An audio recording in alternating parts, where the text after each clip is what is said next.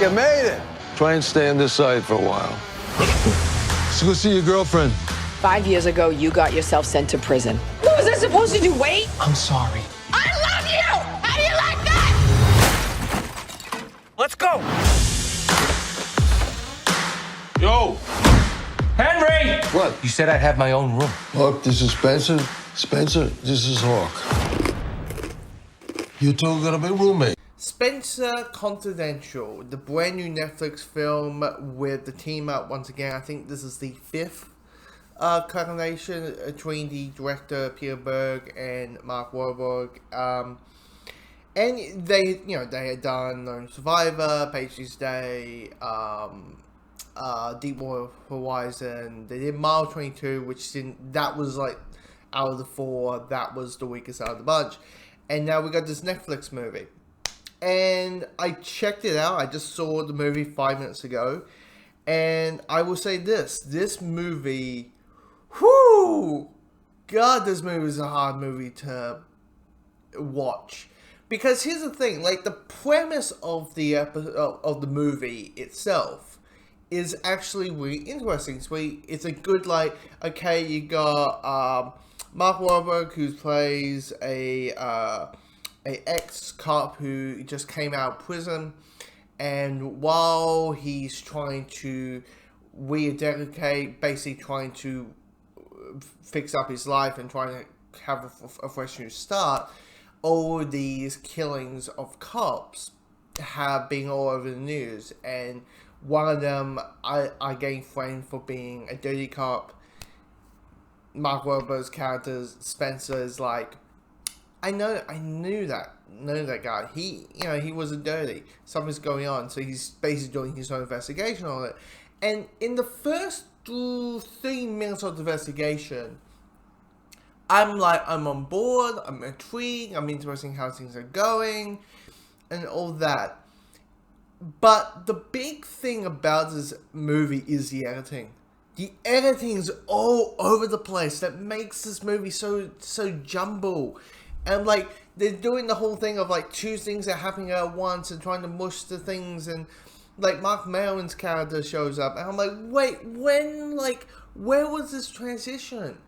When did this character got mentioned? When did this character got introduced? Like characters get introduced just for adding a new character that doesn't feel fluent or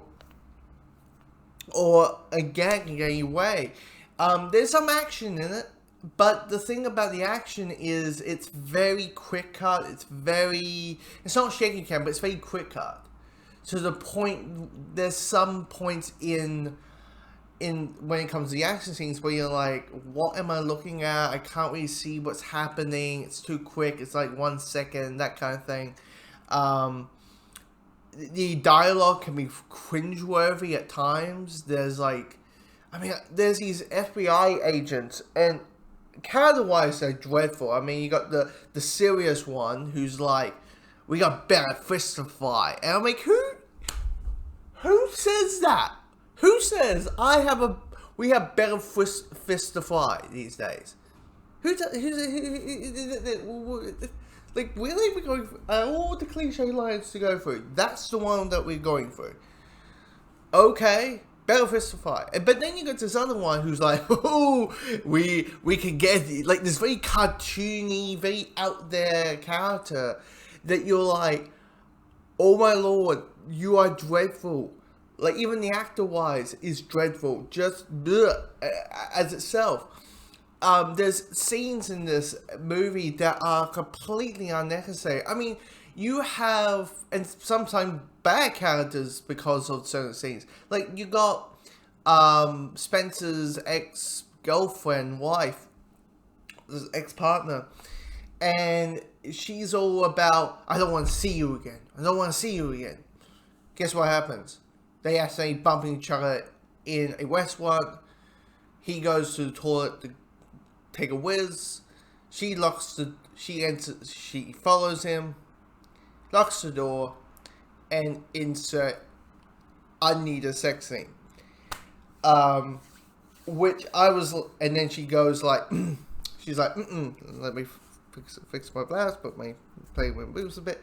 I don't want to see you again. And I'm like, fucking that's got first, realistically, that's going with the guy makes messages to the fact like you don't want to see him, but you're having sex with him, you just had sex with him, that the whole Westworld could hear you, all that kind of stuff.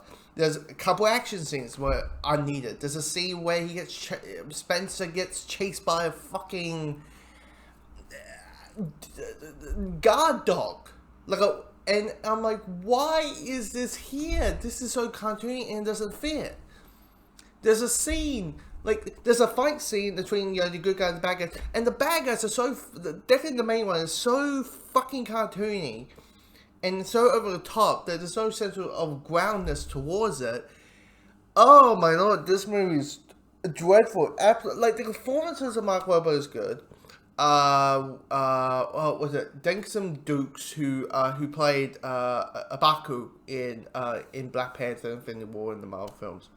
He's in it. He's good. Alan Arkin, he's good. And that the main three are good, and of course you got the boss because this movie's set in Boston. You got a lot of what the fuck are you doing? You're fucking doing here.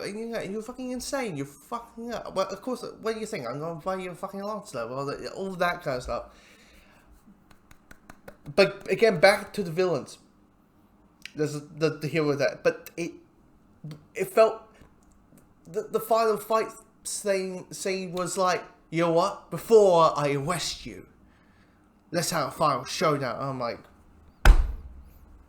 oh my lord! The more I think about it, base, and even the first act is dreadful. It's just Jumbo trying to have Spencer's life out of prison, while also having the police officers murder scene, working scene that, and I'm like, okay, that could work, but then when Act 2 comes along, the second act comes along, and it's like an extra a good 30 minutes. I'm like, okay, now I get into it, and then everything goes down to shit. Oh god, this movie is garbage. So far, this is the worst movie of 2020. This movie is just dreadful, absolutely dreadful. You never learn your lesson, do you? You were gonna do what was right with your strong moral code. This isn't a bar for Boy Scouts. I thought you knew how to punch. There were 5 of them. Bring 'em out, bring 'em out. We're about to walk barefoot to the gates of hell. That's how you throw a punch! Holy shit!